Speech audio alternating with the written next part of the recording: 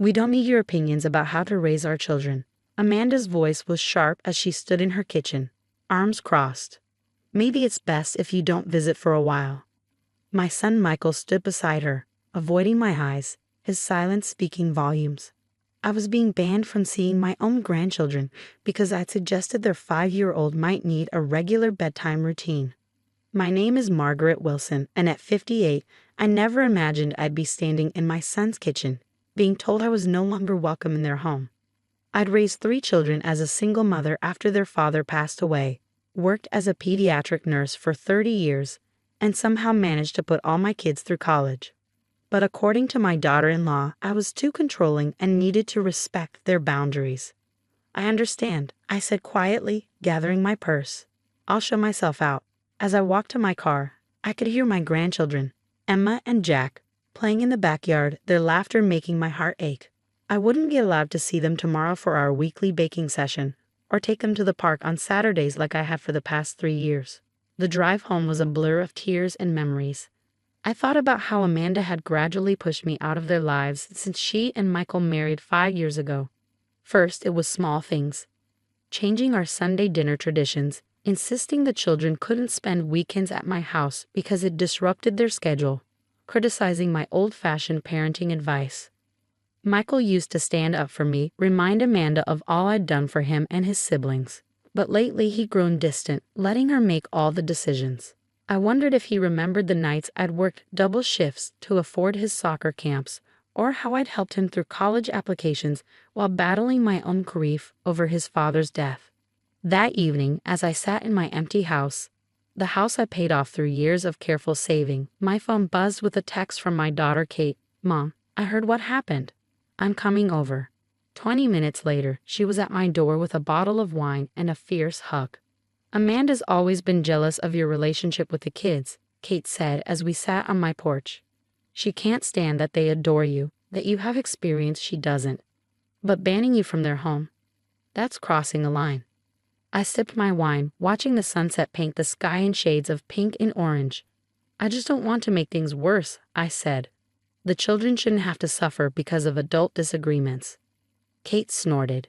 "You mean like how we never suffered even though Dad died when we were kids? How you somehow managed to be both mother and father, never letting us feel the weight of your struggles." She squeezed my hand. "You're the strongest person I know, Mom. Don't let Amanda make you doubt yourself."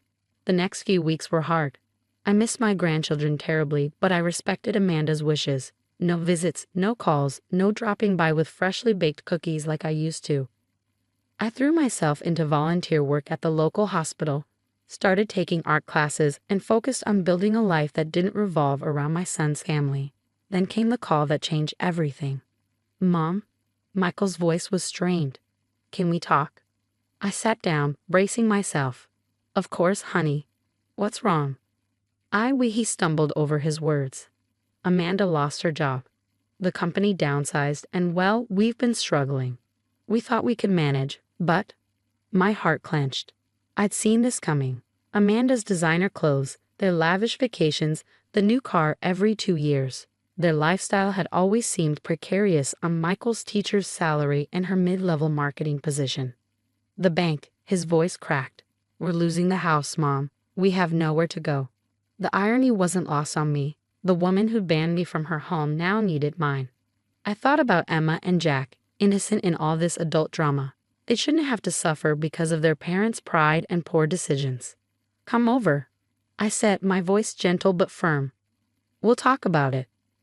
As I hung up the phone, I looked around my spacious 4-bedroom home, paid for with years of hard work and careful planning. I had room for them, but this time, things would be different. This time, there would be boundaries, my boundaries. Kate called moments later. "Did you hear?" "They're coming over to talk," I replied. "And?" she pressed. "What are you going to do?" I smiled, thinking of all the lessons I'd learned as a single mother, all the strength I'd found in myself over the years. "I'm going to help them," I said, "but on my terms this time." "That's my mom," Kate laughed, "always taking care of everyone, even when they don't deserve it." As I waited for Michael and Amanda to arrive, I pulled out a notebook and began writing.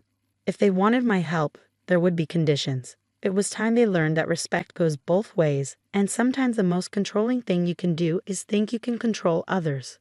The doorbell rang at exactly 7 p.m. Through the frosted glass, I could see Michael and Amanda's silhouettes, standing closer together than usual. When I opened the door, the first thing I noticed was Amanda's red-rimmed eyes and Michael's crumpled shirt, so unlike his usual put-together appearance. "Come in," I said, stepping aside. The children rushed past their parents, Emma throwing her arms around my waist while Jack clung to my leg. Despite everything, my heart swelled at their touch. 3 weeks without seeing them had felt like an eternity. "Grandma, did you make cookies?" Emma asked, her eyes hopeful. Even in crisis, some things never change. "Not today, sweetheart.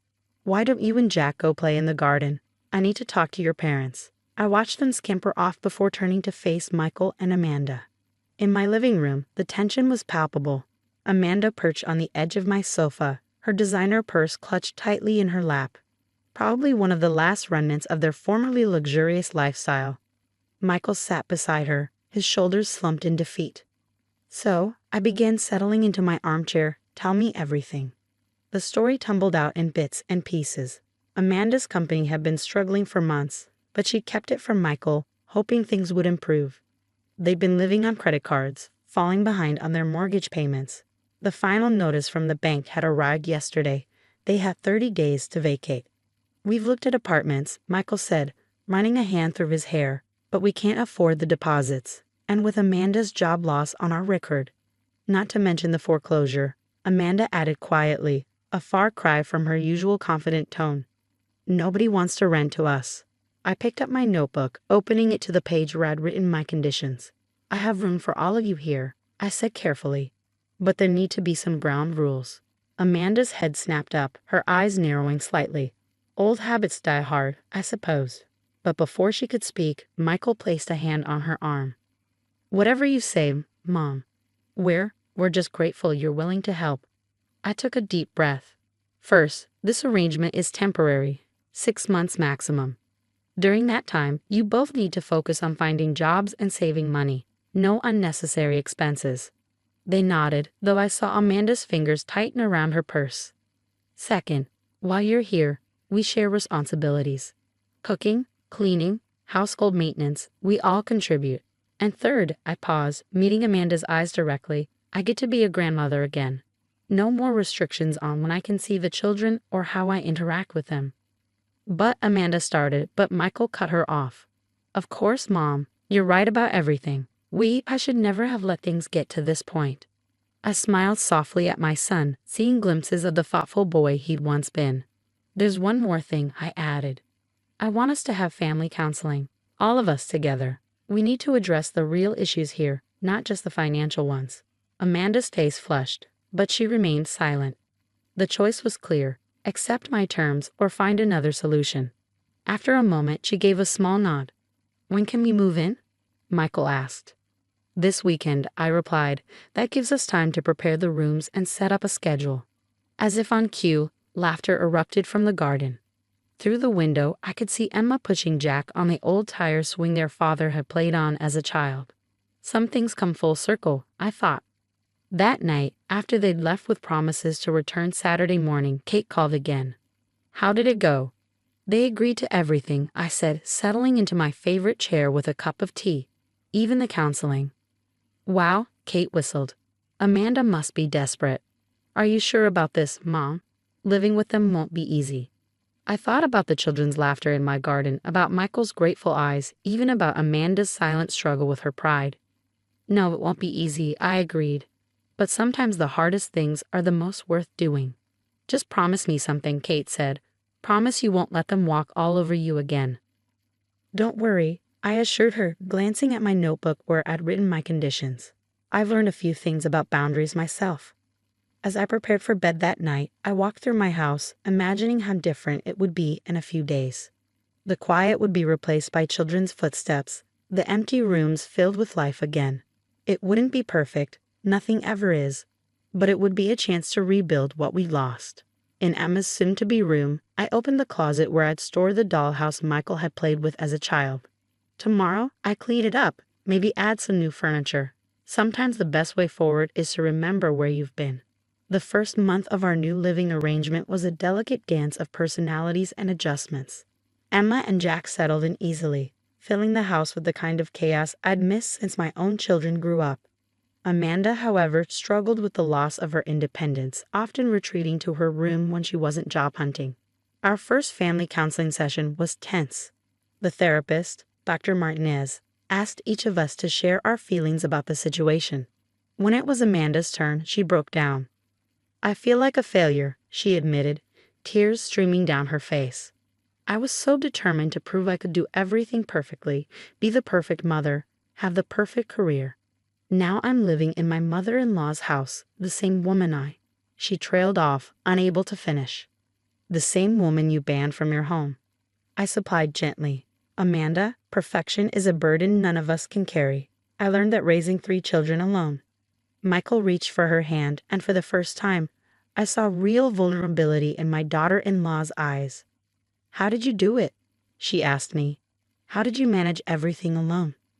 "I didn't," I replied simply. "I accepted help when I needed it, and I learned that strength isn't about doing everything yourself. It's about knowing when to lean on others." That conversation marked a turning point. Slowly, Amanda began to open up. She joined me in the kitchen one evening as I prepared dinner, hesitantly asking about a recipe the children had mentioned loving. It became our thing. Cooking together, sharing stories. I learned about her own mother's absence in her life, how she'd always felt she had to prove herself. Michael found a better paying teaching position at a private school, and Amanda started freelancing from home, building a small but steady client base. They were saving money, following my conditions diligently, but more importantly, they were learning to be part of a family again. One Saturday morning, about 3 months into our arrangement, I came downstairs to find Amanda going through old photo albums with the children. "Mom, look," Emma exclaimed. "Daddy was little like Jack in these pictures." Amanda looked up, her expression soft. "These albums are amazing, Margaret. You documented everything." I sat beside them, pointing out pictures of Michael's first soccer game, his high school graduation, the day Emma was born. "Life moves so fast," I said. "Sometimes pictures are all we have to remind us where we've been." "I was so wrong," Amanda whispered, her fingers tracing a photo of Michael as a toddler. "I was so focused on creating the perfect life that I couldn't see the perfect moments we already had." That evening, after the children were in bed, Amanda asked to speak with me privately. We sat on the porch, the same spot where Kate had comforted me months ago. "I owe you an apology," she began, "not just for banning you from our home, but for everything. I was insecure and controlling, and I took it out on you. The irony is, you're exactly the kind of mother I always wish I had." I reached for her hand, squeezing it gently. "We can't change the past, Amanda, but we can build a better future." 2 months later, Michael and Amanda found a small house within their budget, just a few blocks away. When they told me they were ready to move out, it was with gratitude rather than relief. "We'll still have Sunday dinners here," Michael insisted, "and the kids want to keep their weekly baking sessions with Grandma." Amanda nodded, adding, "If that's okay with you, Mom." The word caught us both by surprise. She'd never called me that before. Tears welled in my eyes as I pulled her into a hug. On moving day, as we carried boxes to their new home, Kate arrived to help. She pulled me aside, watching Amanda organize the kitchen while Michael and the kids set up their rooms. "I can't believe the change in them," she marveled. "Especially Amanda. What's your secret?" I smiled, thinking of all the late-night conversations, the shared meals, the tears and laughter of the past 6 months. "Sometimes people just need to be shown a different way of loving," I said, "one that doesn't demand perfection." That evening, after everyone had gone, I sat in my quiet house. But this time the silence felt different. It wasn't the heavy quiet of exclusion, but the peaceful stillness of knowing my family was whole again, even if we lived in separate homes. My phone buzzed with a text from Amanda. "Thank you for not giving up on us. Sunday dinner this week. I'd like to try making your lasagna recipe." I smiled, typing back, "I'll bring the garlic bread." Sometimes the greatest victories aren't won through confrontation, but through opening our hearts and homes to second chances. My son's family had needed more than just a roof over their heads. They'd needed to learn what real family means. And in teaching them, I'd gained something too, A daughter in Amanda, and the knowledge that love, when given freely and without conditions, has the power to heal even the deepest wounds.